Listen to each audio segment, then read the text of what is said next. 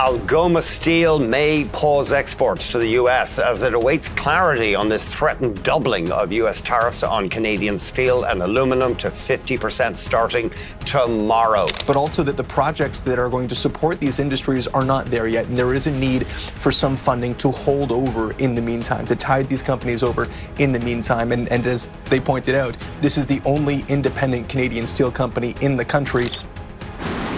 For the Liberals, it's more than just a loan. Without the foundation of this Canadian-owned steel company, we would lose our sovereign ability to produce steel.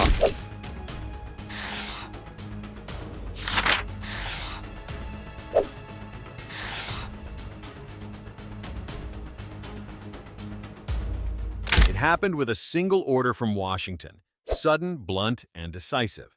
Canadian steel, once treated as essential, was abruptly recast as disposable. A 50% tariff under Section 232 slammed the U.S. market shut, cutting off the outlet that had swallowed nearly 90% of Canada's steel exports. The consequences came fast. National output in iron and steel plunged by almost 1/5 in just 1 month. For firms that had relied almost entirely on American buyers, the scale of exposure was laid bare. Algoma Steel, a century-old giant, emerged as the emblem of an industry staring down collapse. But hidden within the shock was something no one anticipated. Could this crushing blow, designed to weaken, end up sparking a transformation instead? That's the question that lingers. Before we dive in, tap that like button. It tells YouTube this content matters. If the first shock was the tariff itself, the second was what followed in its wake. In Sault Ste. Marie, a name more than a century old suddenly looked like it could vanish. Algoma Steel, once the pride of Northern Ontario, found itself dangling on a wire so thin that any misstep could have meant oblivion. The numbers were stark. More than 2,500 full-time jobs were caught in the crossfire, with entire families wondering if the paychecks they had relied on for generations would disappear. Export contracts were torn up, production lines threatened to fall silent, and the ripple effect across local suppliers raised the specter of a regional collapse. Unlike Boeing, which faced pauses in Chinese demand, Canadian steel had no buffer, no alternative market to soften the blow. The pressure came straight from the United States, Canada's closest partner, but also its sharpest source of vulnerability. As the summer unfolded, confidence in the industry didn't just falter, it went into freefall. And yet, moments of near destruction often hide the seeds of reinvention. The question was no longer whether Algoma could survive, but whether it could transform under pressure. If you've made it this far, consider subscribing. It's how we keep uncovering what others won't say. Out of that atmosphere of collapse came a response few had fully anticipated. Where the private market offered little rescue, public money stepped in to redraw the script. From Ottawa, a lifeline of 400 million Canadian dollars was extended through the Large Enterprise Tariff Loan, an instrument designed precisely for companies caught in the vice of U.S. tariffs. Ontario added another 100 million under its Protect Ontario financing program, a signal that both federal and provincial governments saw Algoma not just as a local employer, but as a strategic asset too important to let fail. Together, nearly $500 million flowed into the steelmaker, enough to keep furnaces hot and workers on payroll while longer-term adjustments were mapped out. The rescue was not just about survival, it was about buying time. And crucially, it was part of something larger, the federal government's $10 billion financial arsenal, set aside to shield Canadian firms hit hardest by Trump's tariff regime. By design, it was a temporary cushion, but it also hinted at a deeper question. Could a policy meant to counter an external shock be transformed into the foundation of an entirely new industrial strategy? The infusion of capital did more than keep the furnaces burning. It preserved the rhythm of an entire community. In Sault Ste., Algoma has never been just a company. It has been the anchor for 2,500 full-time jobs, each one linked to families, schools, and the town's broader sense of stability. The government loans gave Algoma room to shift its footing, moving away from a near-total dependence on the U.S. market and reducing the risk of mass layoffs. Yet survival was not the only goal. Plans began to surface for a long-term transformation, the adoption of electric arc furnace technology, a system more energy efficient and sustainable than the aging blast furnaces that had defined the industry for decades. The projected cost, close to $987 million US, was staggering, but so too was the opportunity. For the first time in years, Canada's steel sector could talk not only about defense against tariffs, but about innovation, efficiency, and even climate alignment. The United Steelworkers Union called it a shield for jobs, a way to protect workers in the short term while planting the seeds of a new industrial model. The question, however, remained unresolved.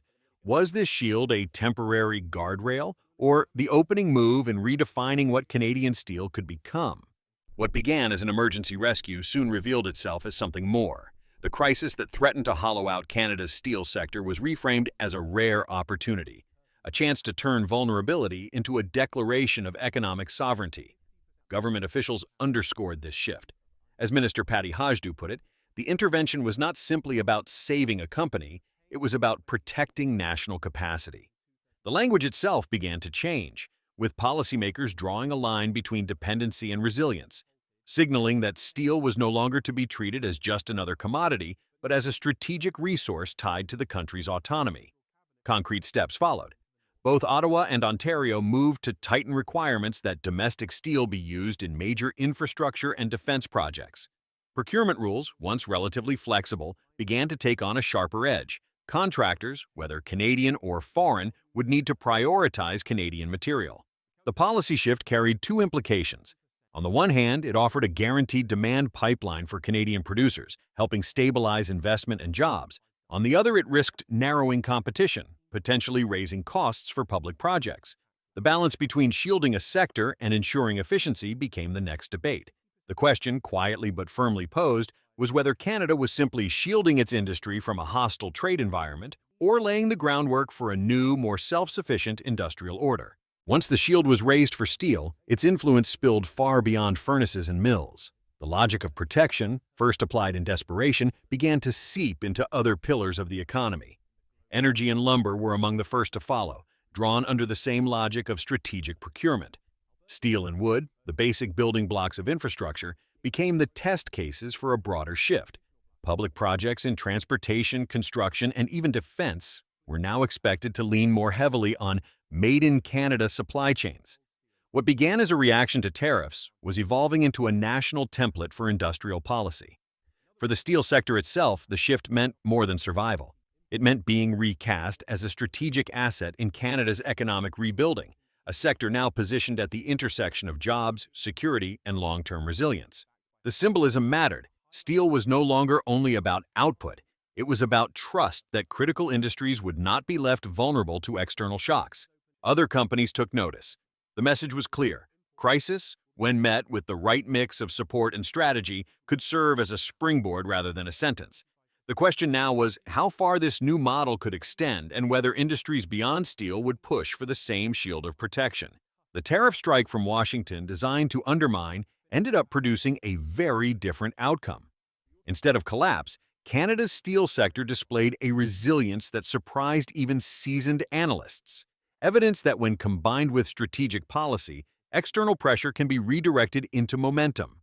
What was meant as a chokehold became, paradoxically, a catalyst for recovery. Beyond the border, the implications are widening. By gradually untangling itself from near-total reliance on the U.S. market, Canada has been able to position its steel in regions where geopolitical risk is seen as lower and long-term contracts are valued. Europe's infrastructure initiatives and Asia's ongoing demand for construction materials present new pathways, each one reducing Canada's vulnerability to unilateral decisions from Washington. Algoma has become more than a single corporate turnaround story. It now serves as a reference point in international business circles. Investors and policymakers alike see it as proof that mid-sized economies can leverage crisis not just to survive but to reposition globally.